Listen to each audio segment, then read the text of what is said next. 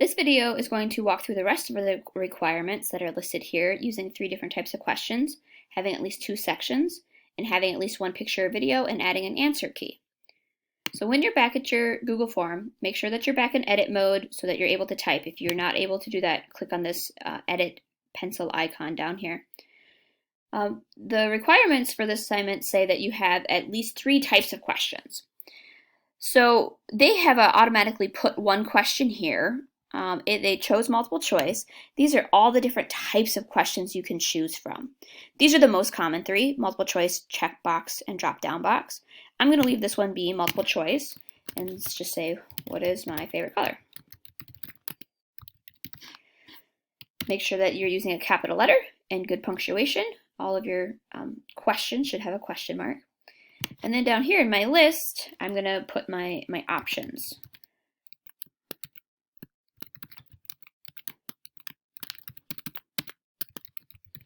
And you could really have as many as you want. When you're finished with how many options you want, you click the answer key button and you can decide how many points you want it to be worth. I recommend either like 1 point or 5 points, something that makes sense based on the value of the question.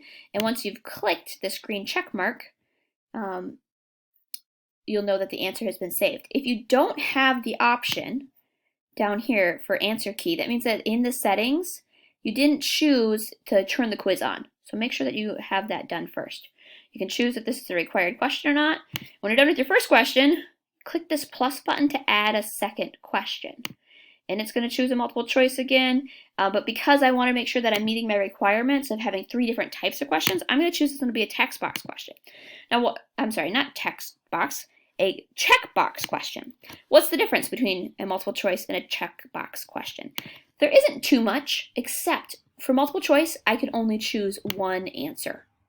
But down for checkbox, I can actually choose several answers. So I might say, what are my 2 favorite seasons?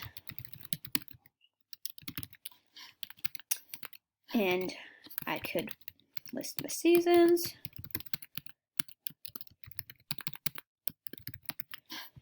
And then when I go to my answer key, it will actually let me choose what are my 2 favorites. Summer and fall. And I can have that one be worth 2 points. Now, they're only going to get 2 points if they get both of these right. If they choose fall and winter, they're going to get 0 points. So it's kind of an all or nothing question. So you want to keep that in mind depending on what type of question you're asking. You do the same. You got to have 1 more other type of question. You can easily make some of these. This is what a drop-down question looks like here. And if you want to know what it looks like when your audience views it, you can click on this preview button. And it'll show you that actually the checkbox question or the drop-down box questions lets you choose from this menu. So even though it's very similar to a multiple choice question, it doesn't list all of them at once. You just have to choose one. Now here is this little pencil that I keep talking about to edit the form. I go back to my edit mode. One of your questions has to have a picture or a video. Multiple choice question is a really easy way to add a picture or a video because you can just click right next to it and choose, and you can search right from Google, and we can just type in the color blue, and you can pick the exact shade of blue that you were thinking of for what your favorite color might be, which is kind of helpful. I would do that for each of your colors. If you only do it for one, when you go back to edit mode, it gives these gray boxes. So you really want to have an image for each of the options that you have in your multiple choice question. You could also add a picture in its own section. So maybe I wanted to put my Mrs. Parsons picture. I don't have one of those on this computer right now, but that's how you would do that if I wanted to add a picture that didn't relate to a question. Same with the video. So maybe you want to say, this is my favorite artist, and ask them questions about what they would know about your favorite artist. You could put a music video or something in here. Lastly, your quiz needs to be 2 pages long.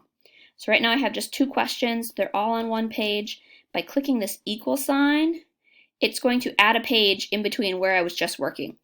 So if I want my picture to be, if I want my page to be after this question, I click here, it shows me where I've been working. I click that and it'll add me to my second section. Looks like I gotta fix some capitalization. And then I can add my last question or more questions if you'd like, just by clicking here and asking people the next question.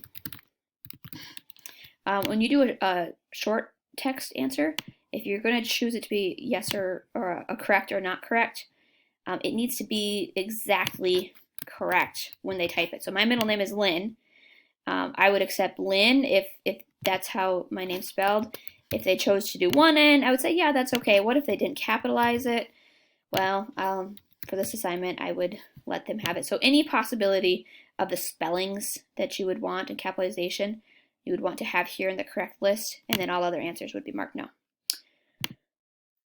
I believe that covers all of the requirements for this assignment, and I'm really excited to get to know about you and take your quizzes throughout this project.